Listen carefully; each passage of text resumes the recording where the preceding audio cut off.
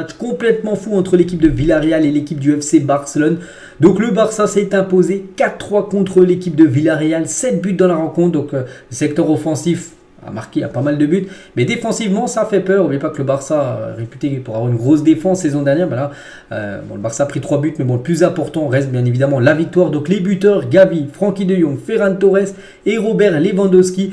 Donc tout d'abord niveau classement, ça donne quoi cette victoire du Barça? Ben, le Barça fait un bond au classement, le Barça est actuellement sur le podium à la 3e position avec 3 matchs joués, 2 victoires, 1 nul et aucune défaite. Donc voilà, 3e position, ça fait du bien parce qu'on sait que le Barça avait commencé avec un match nul lors de cette première journée. Donc voilà, le Barça déjà sur le podium de la Liga après seulement 3 matchs. Et nous on revient sur ce match, je dis complètement fou parce que le Barça au bout de 15 minutes de jeu, une entame parfaite, déjà 2-0. Donc voilà, on s'est dit, bon voilà, c'est un après-midi tranquille, pas du tout, parce que dans le football rien n'est tranquille, enfin de temps en temps si, mais pas là, parce que l'équipe de Villarreal a réussi un sacré comeback. 2-1, 2-2 et il menait un coup 3-2, donc là inquiétude. Puis du coup 3-3 pour l'équipe du Barça qui a égalisé, puis Lewandowski à la 71e minute de jeu, 4-3, puis après la défense a été très solide, le score n'a plus bougé et du coup victoire du côté de Villarreal. Donc voilà, pour vous dire le scénario totalement fou. Et on va parler des 2-1 Mundo Deportivo et Sport, et bien sûr ça parle d'un joueur qui a été éblouissant. On en parle quand même depuis longtemps de ce joueur.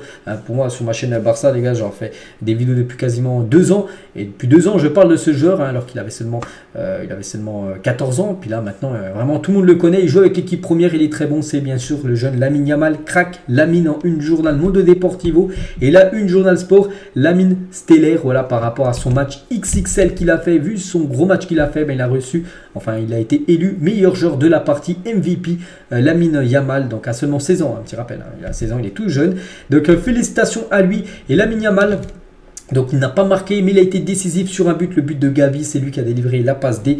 Et Lamine Yamal est le plus jeune joueur à avoir délivré une passe décisive en première division espagnole à 16 ans et 44 jours, voilà, pour avoir son âge précis, seulement 44 jours et 16 ans. Et déjà à hauteur d'une passe décisive pour Gavi, bon, lui qui a seulement 18 ans, c'est 2 très jeunes joueurs, ces deux-là. Et Lamine Yamal, quelques déclarations de sa part, je n'ai pas peur, c'est juste du football, j'entre sur le terrain et c'est tout, mes coéquipiers m'aident. Et en gros il joue sans pression, il dit qu'il n'a pas peur, bien sûr, quand il rentre sur une pelouse.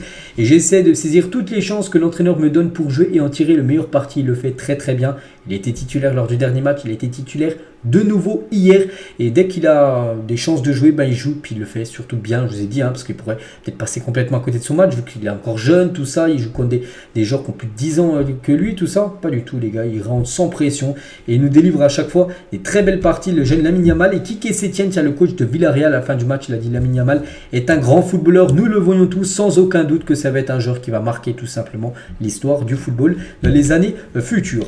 Et pour vous dire vraiment que déjà qu'il a un énorme respect, que même les supporters de Villarreal, qui est quand même l'équipe adverse, lui ont fait comme une ovation, voilà, quand il est sorti en fin de match. Donc il a reçu une ovation des fans de Villarreal qui l'ont applaudi, qui sont levés, alors que l'équipe de Villarreal, regardez, il perdait 4-3, donc on a pensé qu'il aurait pu se faire siffler, pas du tout. Il a reçu une ovation de la du public de Villarreal, qui est reconnaissant par rapport bien sûr aux pépites. Et il y avait son père bien sûr qui a été très heureux, il était présent dans ce stade de Villarreal, on peut le voir avec l'écharpe bien sûr du FC Barcelone, il doit être très très fier de son fiston, le père de Lamine Yamal.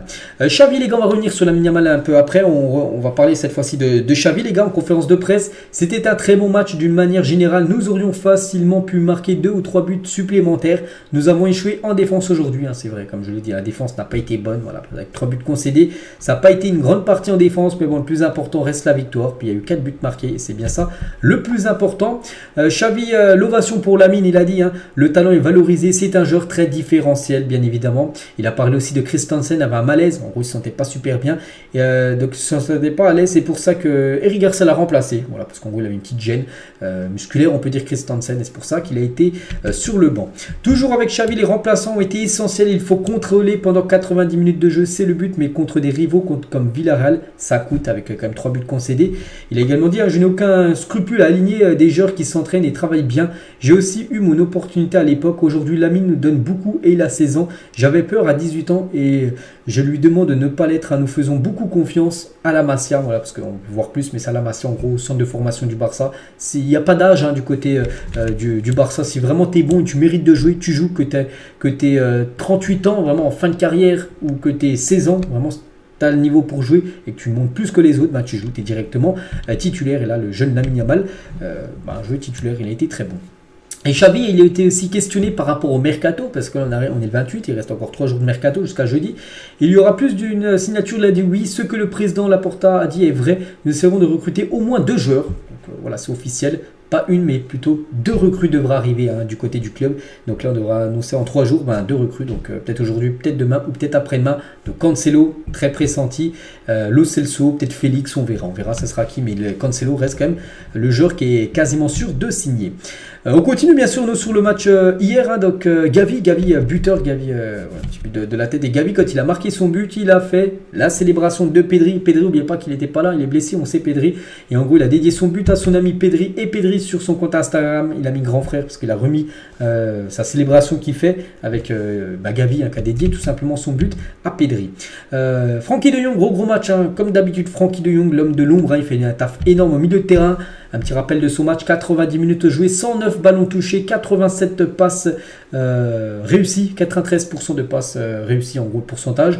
Un but, 5 chances créées, 3 dribbles réussis sur 4 tentés, 1 tacle et 3 transversales réussis sur 5 tentés. Donc que dire de son match, un match sérieux, un match complet de la part de Frenkie de Jong. Jules Koundé sur Instagram, fier du caractère de l'équipe pour remporter la victoire dans un stade toujours difficile, toujours compliqué. Là c'est quand même 3 points très importants, il y a plein d'équipes qui vont se casser les dents là-bas du côté du stade de Villarreal, conscient qu'il y avait aussi beaucoup de choses à améliorer, surtout défensivement. Continuons, voilà, de toute façon il faut continuer, s'améliorer. Et le beau cadeau de Jules Koundé à la fin du match, il a offert son maillot, un jeune fan bien sûr qui était présent. Gundogan sur Instagram, je fous, donc un match fou, en gros retour fantastique, vamos, voilà ce qu'il a pu mettre Gundogan. Concernant Ferran Torres, lui marque des points, de nouveau il a été sur le banc, de nouveau il rentre en cours de jeu et de nouveau il a été décisif. Début de saison incroyable, et Ferran Torres n'avait jamais marqué durant 2 matchs consécutifs et ça a été le cas. Il a marqué hier, il avait marqué aussi lors du dernier match et c'est que ce joueur toujours qui est pressenti sur le départ depuis quand même quelques semaines, voire quelques mois, maintenant avec son importance qu'il a quand il rentre en cours de jeu, en super sub, voilà, en gros, maintenant il bougera pas. Pour moi, je ne le vois pas du tout quitter le club là, en cette fin de mercato. Et il a dit, je dédie ce but à ma famille et aux supporters. Voilà ce qu'a pu dire à Ferran Torres par rapport à son but. Et c'est que Ferran Torres, par rapport aux minutes qu'il joue, c'est le joueur le plus décisif. Donc en gros, il marque un but toutes les 21 minutes à peu près. En Liga, voilà. Donc c'est celui qui a le meilleur, on va dire, ratio de minutes but inscrit en Espagne. Sergio Roberto, le capitaine, à 2-0. Nous aurions dû essayer d'inscrire un 3e but pour finir le match, mais ça s'est bien passé à la fin, on sait. Et c'est vrai que toujours dans un match, le 3e but est toujours très important. Soit une équipe mène 3-0, le match est fini, ou soit ça fait 2-1 et le match est totalement relancé. Voilà, donc souvent le 3e but, c'est un match, c'est le but le plus important d'une rencontre, quand il y a au moins 3 buts dans une rencontre, toujours avec Sergio Roberto. Ferran Torres, c'est un joueur incroyable, chaque fois qu'il entre, il marque, nous sommes heureux de l'avoir. Robert Lewandowski l'a marqué aujourd'hui et c'est la chose la plus importante, il va continuer à s'améliorer lors des prochains matchs. Il y a eu un petit mot aussi pour Lamine Yamal. Nous savions déjà ce qu'il était capable de faire et aujourd'hui il a de nouveau montré ses qualités. Donc voilà les déclarations du capitaine Sergi Roberto. Et en parlant de Lewandowski, ça fait plaisir parce que Lewandowski qui avait du mal à marquer, il a inscrit enfin son premier but cette saison. Et c'est vrai que ce qui est bien, je trouve, c'est que il y a eu plusieurs buteurs. Voilà, le danger venait de partout, de Gavi, de Jong, de Lewandowski, même de Ferran Torres. 4 buteurs différents lors de cette rencontre. C'est plutôt rare parce que souvent quand il y a 4 buts, il y a peut-être un joueur qui marque un doublé, on peut penser. Mais non, là 4 buteurs différents lors de cette rencontre. Dans le journal sport aujourd'hui, les notes des joueurs pour le match d'hier contre Villarreal. Tiens, j'ai zoomé, mettre comme ça. Voilà, bon, je ne vais pas citer à chaque fois tous les joueurs, ils ont eu combien, mais la plus haute note, c'est 2. Il y a Lamine Yamal, Diamonte, où c'est marqué en titre pour le résumé, ou De Jong omniprésent, 8 sur 10 pour les deux. Gundogan c'est 6, Gavi c'est 7, Lewandowski c'est 5 malgré son but, Auriol Romeu c'est 6 et je sais pas, tiens, Koundé c'est 5, voilà toutes les notes, ou même le coach Xavi a été noté 6, tiens, Ferran Torres une note de 8 aussi, ça que par rapport au remplaçant c'est lui qui a été le plus en vue, on va dire, parmi les joueurs qui ont sorti du banc. Sorloth, les gars, était en réalité hors jeu sur le 2e but de Villarreal. Pourquoi? Donc parce que les arbitres du VAR ont mal tracé les lignes. Bon, je sais pas ce qu'ils ont fait à la VAR. Ils ont mal tracé les lignes et il était bien hors jeu tout simplement. Donc il était très en colère sur ce 2e but inscrit par Villarreal et aussi sur le 3e but. Xavi fou de rage après le 3e but de Villarreal. parce qu'il était en tribune, en loge, on va dire, parce qu'il était suspendu pour ce match. Et en gros, bon, c'est une vidéo, mais bon, j'ai pu voir la vidéo où il était fou, en gros, voilà, parce qu'il ne comprenait pas comment on pouvait prendre un 3e but lors de cette rencontre. Du coup, voilà ce qu'elle va dire. Le prochain match, avant la trêve internationale, ça sera Osasuna, de nouveau un déplacement à Pampelune, donc du côté de Osasuna pour la prochaine journée qui se joue, je ne sais pas c'est quand, c'est samedi ou dimanche, cette rencontre. On continue avec les autres infos, on revient 6 ans jour pour jour en arrière, c'était un 28 août 2017. Ousmane Dembélé signait du côté du Barça et 6 ans après, il a quitté le Barça, bon, c'était il y a seulement quelques jours.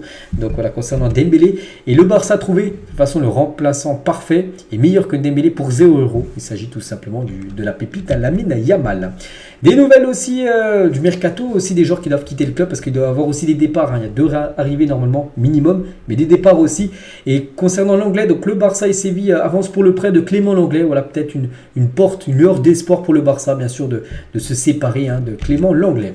Concernant le jeune Fermín López, Fabrizio Romano le confirme que le Barça a ouvert des discussions pour offrir un nouveau contrat à Fermín López, talonné en 2003, qui a bien impressionné lors de la pré-saison. Des discussions auront lieu avec le camp de Fermín afin de parvenir à un accord et surtout de prolonger le jeune joueur qui rentre en cours de jeu hier, Fermín López. Manchester United a appelé le Barça pour lui demander les conditions du transfert de Marcos Alonso. Voilà, donc United est intéressé par Marcos Alonso. Après, je ne sais pas si Xavi lui a donné un bon de sortie ou non, mais bon, le Manchester est intéressé. Et on finit les gars cet épisode, une question très intéressante. La grande question, Lamine ou Rafinha, qui débuteriez-vous à droite lors du prochain match contre Osasuna? Parce que Rafinha maintenant n'est plus suspendu, donc il est apte à jouer le match contre Osasuna le week-end prochain. Mais est-ce que Lamine Yamal du coup l'a remplacé pour les 2 matchs? Il a commencé à chaque fois titulaire et du coup vu que Lamine Yamal a fait 2 gros matchs, est-ce que Xavi doit encore faire confiance à Lamine Yamal ou est-ce qu'il doit faire revenir Rafinha? Chacun son point de vue. Donc moi les gars, je serais Xavi et pour moi personnellement je resterai sur Lamine Yamal. Voilà, il a fait 2 belles parties. Voilà, Rafinha qui avait fait un petit peu n'importe quoi avec son carton rouge, il a perdu sa place en gros. Il a laissé Lamine Yamal jouer. Lamine Yamal a saisi sa chance, il a été bon. Et pourquoi remplacer Lamine Yamal alors qu'il est bon, même si Rafinha n'est plus suspendu? Moi je resterai sur Lamine Yamal. Après bien sûr chacun son point de vue et bien évidemment c'est Xavi qui décidera. N'hésitez pas à mettre à vous en commentaire qu'est-ce que vous en pensez de cette question. Donc voilà ce qu'il y a à dire aujourd'hui, j'espère que ça vous a plu. On se retrouve demain. N'oubliez pas aussi, gros événement, donc ça sera jeudi avec le tirage au sort de la Ligue des Champions, jeudi à 18 h, qu'on parlera aussi bien évidemment tout au long de la semaine. Donc moi je vous laisse, je vous souhaite un bon lundi.